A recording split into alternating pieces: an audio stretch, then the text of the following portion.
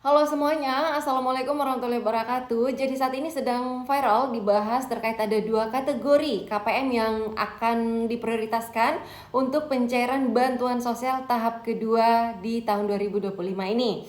Karena saat ini sedang mengacu pada data tunggal sosial ekonomi nasional, sehingga ada cukup banyak perubahan-perubahan yang kemungkinan terjadi pada penyaluran bantuan sosial, khususnya dimulai pada penyaluran bantuan sosial di tahap kedua ini. Salah satunya yaitu bisa jadi beberapa kategori masyarakat yang sebelumnya menerima bantuan sosial bisa jadi tidak terima lagi pada pencairan tahap kedua ini karena sedang dilakukan pencairan bantuan sosial menggunakan data tunggal sosial ekonomi, dan juga sudah pernah dilakukan survei ground check untuk database data DTSEN ini. Nah, oleh sebab itu, Menteri Sosial telah mengumumkan ada dua kategori masyarakat yang akan diprioritaskan pada pencairan bantuan sosial untuk tahap kedua ini setelah menggunakan DTSEN. Nah, terkait info selanjutnya, pastikan kepada Bapak Ibu semuanya ditonton video ini sampai habis dan disimak baik-baik informasi yang saya sampaikan di sini.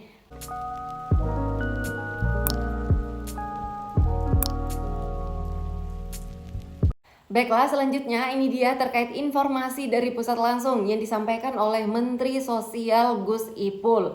Nah, di sini pada kesempatan tersebut disampaikan bahwa penyaluran bantuan sosial pada triwulan kedua tahun 2025 ini akan berbasis pada sistem desil dalam DTSEN. Nah, jadi apabila menggunakan sistem desil, artinya ada beberapa kategori masyarakat yang masuk pada golongan desil-desil tertentu, kedepannya bantuan sosialnya bisa saja tidak akan cair lagi. Selanjutnya yaitu penerima akan direkomendasikan berdasarkan kondisi sosial ekonominya, khususnya mereka yang berada di desil 1 dan juga desil 2, yaitu kelompok masyarakat paling rentan yang akan dipastikan akan layak menerima bantuan sosial. Ada yang sebelumnya menerima tapi sekarang tidak dapat, dan sebaliknya bisa saja ada yang sebelumnya belum menerima bantuan sosial sama sekali, akan tetapi pada penyaluran bantuan sosial untuk tahap keduanya ini akan mulai mendapatkan bantuan sosial juga.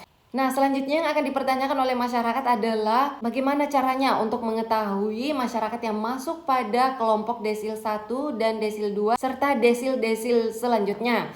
Nah, jadi perlu diketahui di dalam DTSN ini menurut informasi yang saya dapatkan itu terdapat 10 desil atau terbagi menjadi 10 desil, yaitu desil 1 untuk tingkatan sosial ekonomi paling rendah, sedangkan untuk desil 10 yaitu termasuk di dalam kategori masyarakat yang terbilang mampu secara sosial ekonomi. Dan juga ada sempat beredar terkait pendapatan per kapita per bulan untuk tiap-tiap keluarga yang masuk di dalam kategori desil 1 dan juga desil 2.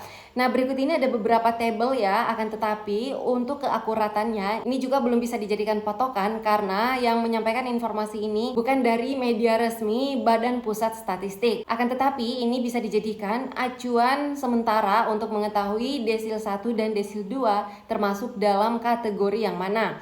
Nah, berikut ini yaitu yang termasuk dalam kategori desil 1 apabila pendapatan keluarga tersebut antara 400 sampai dengan 800 ribu rupiah per bulan.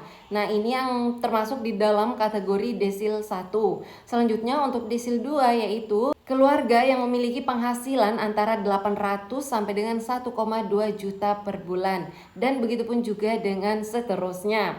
Nah, akan tetapi sekali lagi ini tidak bisa menjadi patokan mutlak untuk menjadi dasar penentuan desil 1 dan juga desil 2 karena kembali lagi banyak faktor yang mempengaruhi. Kemudian, apakah masyarakat yang berada pada desil 3 dan seterusnya apakah masih akan mendapatkan bantuan sosial lagi atau tidak? Nah, di sini perlu kita pahami lebih baik lagi ya terkait informasi yang telah disampaikan oleh Menteri Sosial tersebut. Di sana penyampainya adalah masyarakat yang akan diprioritaskan dan akan diutamakan bantuan sosialnya akan cair di tahap kedua ini, khususnya setelah menggunakan DTSEN yang akan diprioritaskan dan dipastikan sudah cair bantuan sosialnya, yaitu masyarakat yang masuk pada kategori desil 1 dan juga desil 2. Akan tetapi tidak menutup kemungkinan untuk masyarakat yang berada di desil 3 dan 4 itu juga masih bisa mendapatkan bantuan sosial.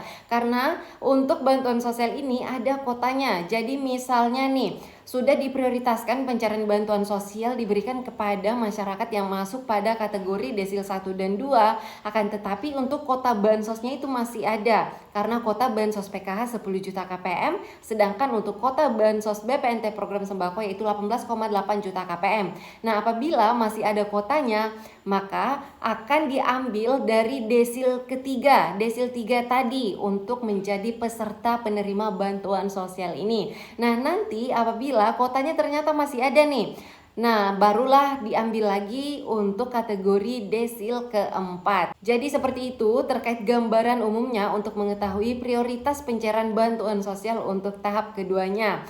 Akan tetapi kembali lagi, ini semuanya bisa berubah sewaktu-waktu tergantung kebijakan yang berlaku pada proses pencairan bantuan sosial yang berjalan. Oleh sebab itu kembali lagi kita menunggu informasi resmi terkait pencairan bantuan sosial untuk tahap kedua ini. Informasi selanjutnya yaitu terkait pencairan bantuan sosial untuk tahap keduanya. Karena dari tadi saya bahas pencairan bantuan sosial tahap kedua. Kapankah kira-kira untuk pencairan bantuan sosial tahap kedua? Dari prediksi kami sebagai pendamping sosial untuk pencairan bantuan sosial untuk tahap keduanya ini yaitu akan dimulai pada bulan Mei mendatang. Karena per hari ini saya membuat video ini, saya mengupload video ini di hari yang sama untuk status pencairan bantuan sosial yang ada di SIKNJ itu masih belum ada pergerakan. Masih berada pada final closing tahap 1 yaitu periode salur Januari, Februari, dan Maret. Belum berubah menjadi April, Mei, Juni. Oleh sebab itu bisa dipastikan untuk pencairan bantuan sosial pada tahap kedua ini akan dimulai pada bulan Mei mendatang dan akan berlanjut sampai dengan bulan Juni dan tidak menutup kemungkinan akan diselesaikan pencairannya sampai dengan bulan Juli mendatang. Jadi kepada Bapak Ibu semuanya, jangan mudah percaya terkait isu-isu yang beredar di media sosial terkait pencairan bantuan sosial tahap kedua yang katanya sudah cair dan silakan cek kartu KKS-nya. Nah, bantuan sosial yang cair tersebut yang dimaksud itu adalah bantuan sosial validasi PKH dan juga validasi BPNT untuk tahap ke-1-nya.